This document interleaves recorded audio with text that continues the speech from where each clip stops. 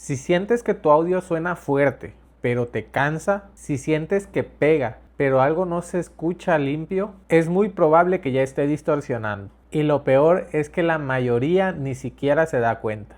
En este video te voy a explicar dos cosas que casi nadie te explica bien en Car Audio: distorsión armónica y clipping, y cómo esto afecta directamente a cómo suena tu sistema. Y ojo, porque hay un mito aquí que hay que romper: la distorsión no quema bocinas por sí sola. De hecho, en el video pasado hice el review de un equipo que justamente detecta distorsión por armónicos, el Hi-Low de Serwin Vega. Ese video no tuvo tanto alcance, pero si quieres entender un poco más de lo que te hablo, te recomiendo que vayas a verlo. De paso, les digo, para los que no sabían, que voy a estarles subiendo un video entre semana en el cual voy a estar realizando reviews, pruebas y muchas otras cosas más a equipos y herramientas, también accesorios para Car Audio.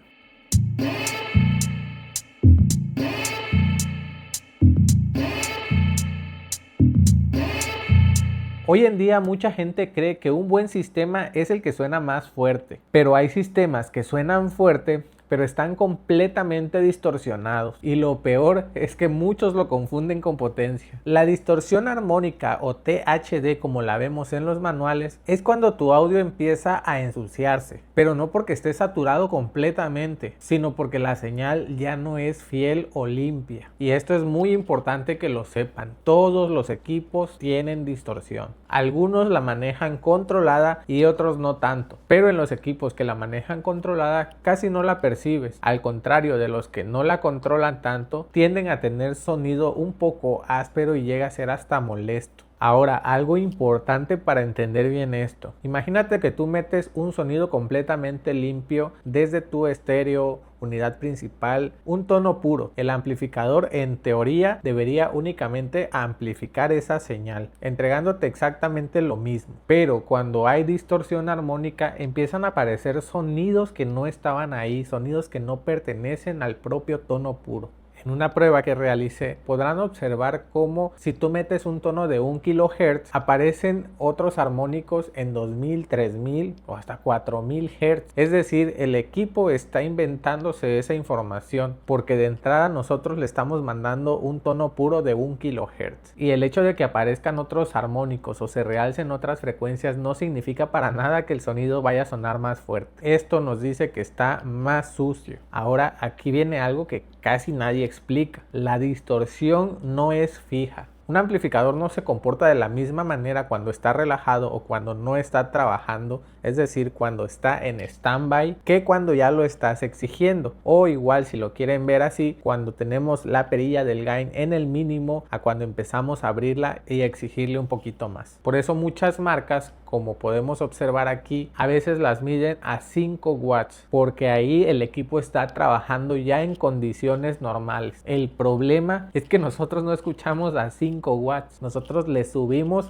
a tope, y cuando le subimos es donde empieza la verdadera distorsión y donde muchos equipos empiezan a fallar. Como un ejemplo simple: dos equipos con diferentes amplificadores y de diferentes especificaciones de THD pueden sonar igual de fuerte, pero uno va a sonar más limpio y el otro más sucio. Uno te llega a cansar y el otro no. Bueno, ahora vamos a verlo en la práctica. Tengo dos amplificadores, uno con una distorsión muy baja, nos dice el fabricante que está alrededor de 0.008%, y otro con una distorsión mayor, que el fabricante nos dice que la distorsión es menor a 0.1%.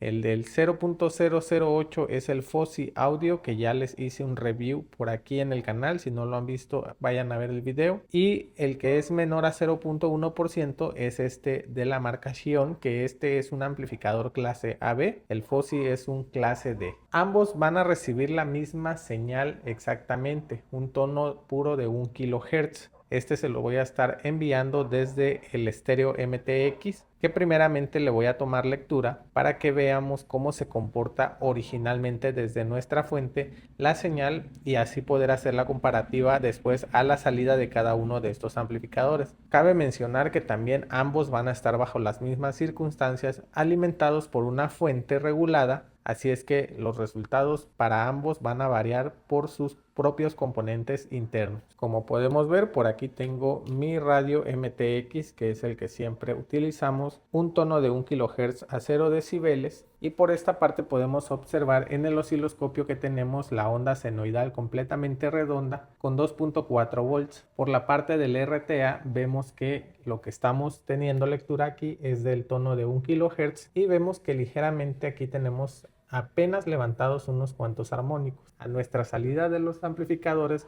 vamos a medir exactamente lo mismo y vamos a ver cómo se comportan los armónicos ya después de salir del amplificador. Voy a tomar captura de esta primera lectura, que es digamos que la original, la que estamos teniendo a la salida de nuestra fuente, para poder compararla después con las de los amplificadores. Una vez conectado nuestro amplificador, ahora estamos tomando lectura a las salidas de su canal y podemos observar que teniendo el gain en el mínimo, este amplificador nos está entregando 5.1 volts y lo interesante aquí es esto de acá. Como podemos observar, aquí tenemos nuevamente en color azul nuestro tono de 1 kHz, pero miren lo que sucede ahora con nuestros armónicos. Específicamente en el de 2000 Hz tenemos un incremento bastante significativo. Los demás se comportan similar al original, pero este sí tiene un incremento bastante notable. Podemos ver que no tenemos clipping a la salida, pero por aquí presentamos un realce en el armónico. Y cuando nosotros abrimos el gain buscando más potencia, miren lo que sucede.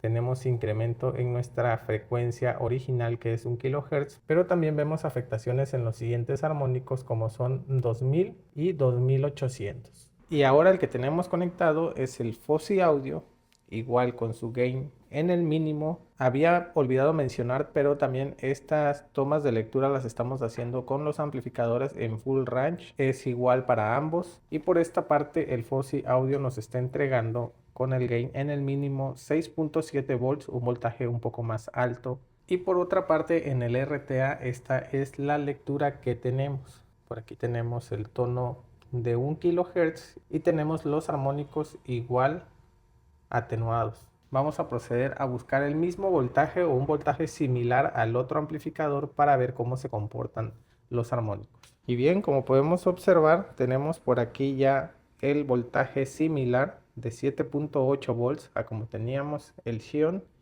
y vemos que tiene buen control aquí en los armónicos. Hubo un incremento en la amplitud del tono de 1 kHz y los armónicos se comportan. Y pues sí, aquí realmente es donde cambia todo, porque mientras en el otro amplificador vimos que los armónicos, en la medida en que íbamos incrementando el volumen o la potencia, veíamos cómo se aumentaban también los armónicos, empiezan a aparecer y cada vez son más fuertes. Esto es exactamente lo que no te dicen cuando ves las especificaciones, porque esos números normalmente se miden cuando el equipo está relajado, pero tú no escuchas así. Cuando le subes es cuando empieza la verdadera distorsión. Justamente en este momento tenemos 2.3 volts, vemos que el tono de 1 kHz tiene cierta amplitud y los armónicos también, pero en la medida que le vamos exigiendo y nosotros le vamos subiendo, podemos observar cómo la amplitud del tono de 1 kHz aumenta y los armónicos apenas y se mueven. Mientras que en el amplificador Xion,